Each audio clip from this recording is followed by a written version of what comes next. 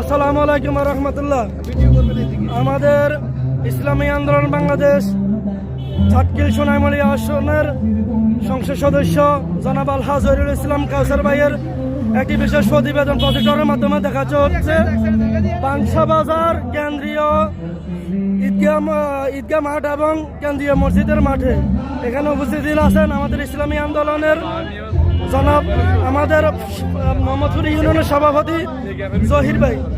অনেক মানুষ অসংখ্য আমাদের প্রজেক্টরের মাধ্যমে আমাদের প্রতিবেদন দেখতেছে। নজরুল ভাই আছেন আমাদের এখানে এবং আমাদের অনেক দায়িত্বশীল এখানে উপস্থিত আছেন। ওনারা সবাই আমাদের দায়িত্বশীল আছেন এখানে।